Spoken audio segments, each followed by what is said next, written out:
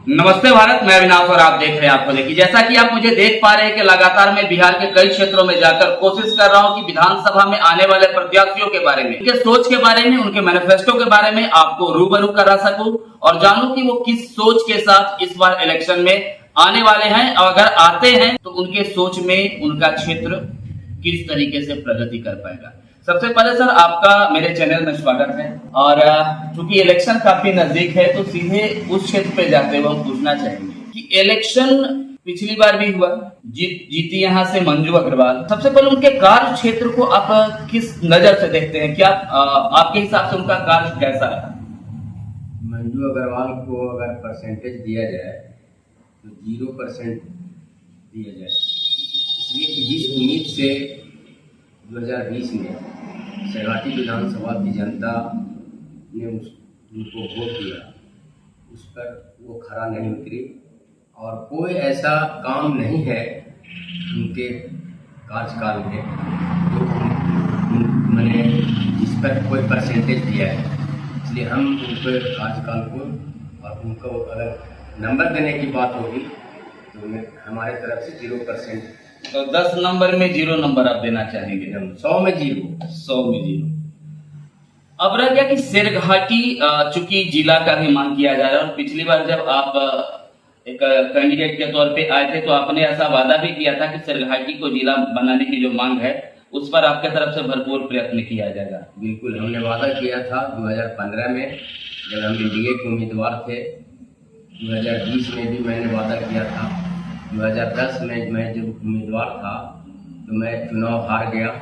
जीतने वाला कैंडिडेट विनोद यादव 2010 में भी चुनाव जीते, 2015 में भी जीते और उनका सरकार था, लेकिन उन्होंने जिला बनाने का कोई प्रयास नहीं किया सरकार में रहते हुए। लेकिन हम 2015 में एनडीए के उम्मीदवार थे, हम हार गए, हमारी सरकार नहीं बनी। पुनः 2020 में हम उम्मीदवार थे लोक जनशक्ति पार्टी के, हम विधायक नहीं बने, न हमारी सरकार बनी। लेकिन जब मैं विधायक बन जाऊंगा तो मैं वादा करता हूं सिरघाटी विधानसभा की जनता को कि सिरघाटी के जिला बना करके। आपके हिसाब से सिरघाटी की जरूरत क्या क्या है? सिरघाटी की सबसे पहला जरूरत सिरघाटी को जिला बनना चाहिए, क्योंकि इससे छोटा छोटा अनुमंडल जो 3 ब्लॉक 4 ब्लॉक का अनुमंडल था वो जिला बन गया। जैसे शेखपुरा है, जैसे अरवल है और सब कई जिला हैं बिहार के अंदर, वो जिला बन गए।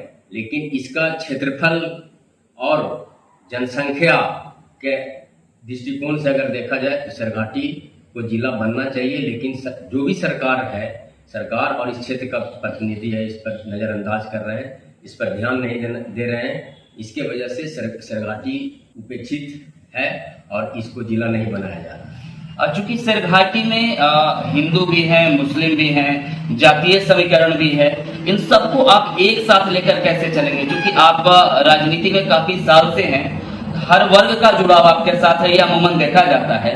लेकिन बात जब इलेक्शन की जाए तो उस समय सबका समर्थन आपको मिले, ऐसा क्यों होगा? ऐसा इसलिए होगा कि हमारा जो 2001 से हम जब इस क्षेत्र के प्रतिनिधि रहे जिला परिषद के रूप में, या उसके पहले जो हम जनता दल के अध्यक्ष थे, राष्ट्रीय जनता दल के अध्यक्ष थे, तो जिस तरह से हमने काम किया अपने क्षेत्रों में, तो हम जाति पाति और धर्म नहीं देखा। इसलिए हम लोग, हमारे साथ सभी जाति के वोटरों का लगाव है। रही बात कि 2001 से लगातार 5वां टर्म हमारे घर में जिला परिषद है और 3 बार मैं रहा हूँ, 2 बार से मेरे बड़े भाई हैं। आपने देखा है कि जिला परिषद का जब चुनाव आता है तो सब जाति के लोग हमको वोट देते हैं, क्योंकि ये छोटा क्षेत्र है, विधानसभा बड़ा है। उस क्षेत्र में अगर सब लोग हमको वोट देकर जिताएंगे, हमको उम्मीद है कि इस क्षेत्र का लोग जब दूसरे क्षेत्रों में जाते हैं तो बताते हैं कि हम लोग किस तरह के नेतृत्व करते हैं, हम लोग सब जात को, सब धर्म को मिला के चलते हैं। इसलिए हमको उम्मीद है कि सब जात के लोग 2 बार देखा है हमको, 1 बार हमको परखेंगे, ऐसा हमें उम्मीद है। इस बार क्या अमूमन हमेशा इलेक्शन में कुछ आपराधिक छवि के भी लोग इलेक्शन में खड़े होते हैं, वो डर से कहिए ताकि, या फिर किसी खास वर्ग का वोट लेना उनका मेन मकसद होता है। आप आम जनता से क्या कहना चाहेंगे कि आप वो संगठित होकर एक सुयोग्य उम्मीदवार को वोट कर सके? बिल्कुल। अभी जो बिहार का परिस्थिति है और पूरे देश, बिहार नहीं बल्कि पूरे देश का जो परिस्थिति है, अब गुंडा मवाली को जनप्रतिनिधि के रूप में जनता देखना नहीं चाहती। सिरघाटी भी उसी में है। अब अपवाद में कहीं कोई एक आपराधिक किस्म का आदमी जीत गया अलग बात है, लेकिन यहाँ की जनता भी अपराधी को नहीं चाहती है। और हम चाहते हैं यहाँ की जनता से कि आप ऐसे उम्मीदवार को वोट दें, ऐसे विधायक बनाएं जो आपका क्षेत्र अपराध मुक्त हो और जीरो टॉलरेंस के नीति पर काम करे, ना कमीशन खोर हो, न और किसी तरह का आपराधिक प्रवृत्ति में लिप्त हो। ऐसा हम उम्मीद करते हैं और अपेक्षा करते हैं जनता से, घाटी की जनता से। अमूमन डबल इंजन की सरकार, ट्रिपल इंजन की सरकार की बात की जाती है। जिस क्षेत्र से आप आते हैं, जो भी क्षेत्र से, तो अगर आप विधायक बने तो यहाँ भी मान लिया जाए कि ये डबल इंजन या ट्रिपल इंजन की सरकार इस क्षेत्र को भी विकसित करने में सहयोगी है। बिल्कुल। डबल इंजन की सरकार रहने से केंद्र प्रायोजित योजना, राज्य सरकार की प्रायोजित योजना जो होता है, दोनों तरह के दोनों स्टेटों दोनों सरकारों की योजनाओं को हम लोग लाते हैं या लाया जाएगा, इससे क्षेत्र का विकास होगा। अभी जैसे डोभी में आप देख रहे हैं कि डोभी में इंडस्ट्रियल कॉरिडोर बन रहा है। ये केंद्र प्रायोजित योजना है। केंद्र सरकार इतने बड़े तोहफा बिहार में डोभी को दे रही है, इसलिए इसी तरह का और योजना स्टेट से भी मिले, तब हमारे क्षेत्र का, डोभी का, सिरघाटी का, आमस का विकास होगा। ऐसा हम उम्मीद करते हैं। इसलिए जनता से अपेक्षा भी रखते हैं कि इसी तरह के सुयोग्य उम्मीदवार को चुनाव जिताएं, जो इस तरह के जो योजना है ला करके इस क्षेत्र का विकास करें और आपको रोजगार भी उपलब्ध हो और इस क्षेत्र का विकास हो।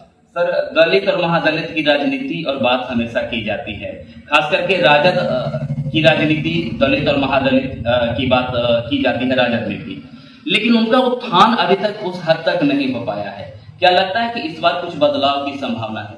देखिए, सरकार चाहे जब से देश आजाद हुआ है, दलित महादलित कोई भी सरकार रहा, दलित महादलित के ऊपर ध्यान दिया, लेकिन जो केंद्र की योजना है या स्टेट की योजना है, ऊपर से तो सरकार योजना बनाती है, लेकिन जमीनी स्तर पर वो योजना कार्यान्वित नहीं होता है।